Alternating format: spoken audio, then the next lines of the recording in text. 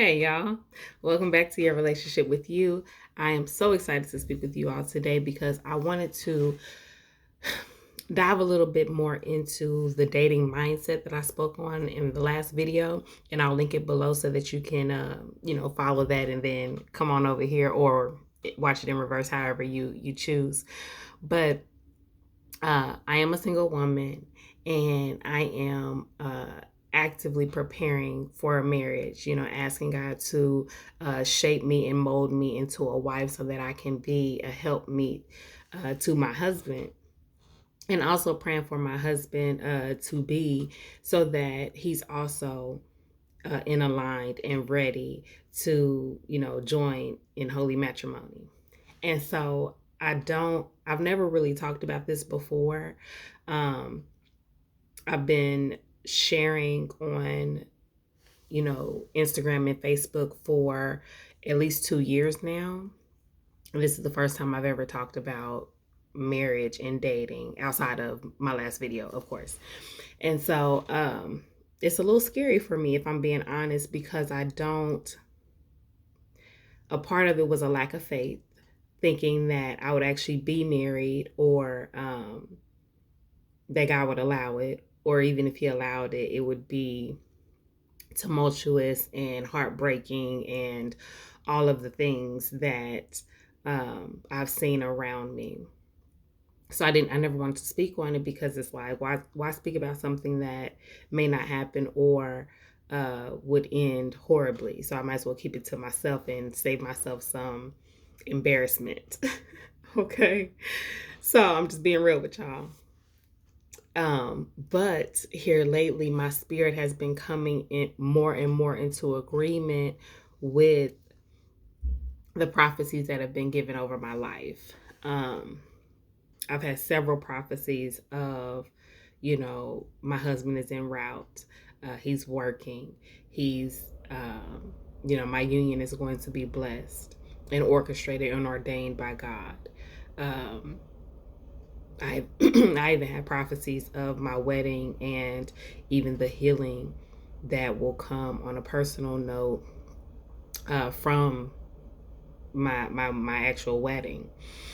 So, with all that being said, I am choosing to connect my faith to it, and it's very challenging because I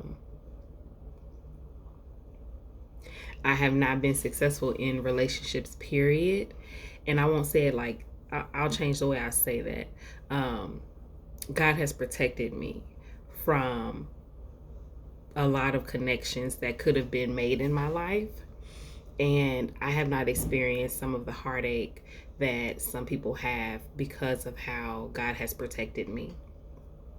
And so now when I enter into situations that are not for me, even if I try to force it, God is like, nah, I'm cool. And it ends. It ends pretty abruptly. So there is no opportunity for error. God is that mindful of how I move and what I engage in. So I'm posting this as a admit as a acceptance and me admitting that yes, I am, preparing for marriage. I am shaping my, I'm asking God to shape me and mold me. And even one more thing, and this is what I really wanted to share with you guys. As a Christian woman, a woman that subscribes to the Bible, that believes in the death, burial, and resurrection of Jesus Christ, of the Messiah, that he was the Son of God that lived, died, and rose. As a woman that submits to that belief system,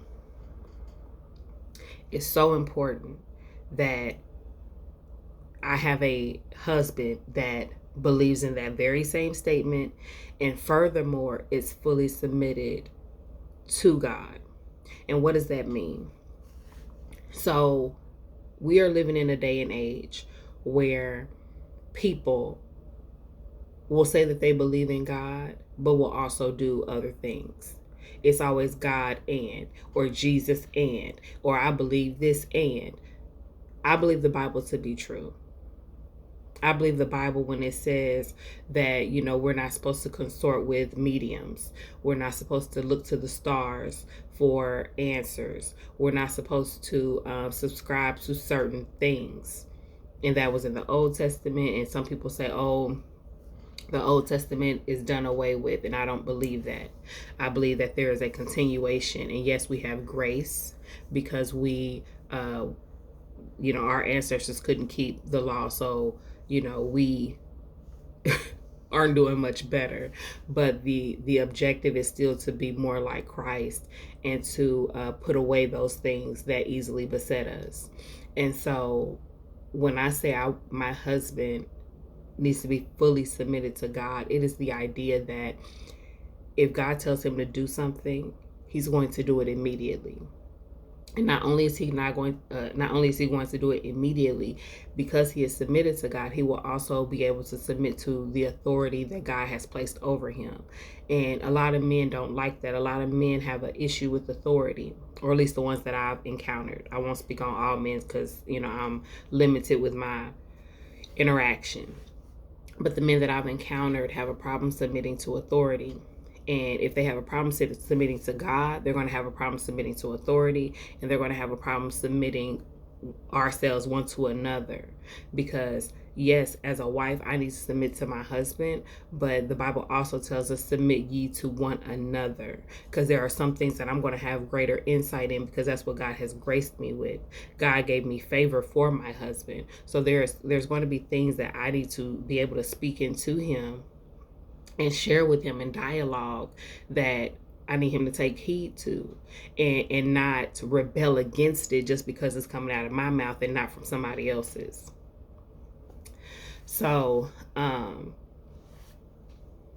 I share that as a single woman and to other single women, so that we understand why it's essential that we prepare, that we pray, that we are submitted ourselves. Because if we submit to God, it's easier to submit to our husband for that same very reason. We won't have that issue with authority. Our husbands do have authority over us, and I am one that fully believes that and fully wants to embrace that, but I don't think I'm all the way there to fully submit, because I still have some things. So anywho, God is working those things out, and I just look forward to sharing with you guys as time goes on. And I pray this wasn't like boring to you. In my next video, I'm gonna talk about the kingdom of heaven, because as I've expressed before, I've been studying that, getting more in tune with what God's kingdom really looks like, and Jesus gives us a few examples. So, okay, all right, y'all. I love y'all. Y'all be blessed. Be a blessing to others. Get my book, Your Relationship with You. It is in the link in my bio, and I'll talk to y'all again soon. Bye.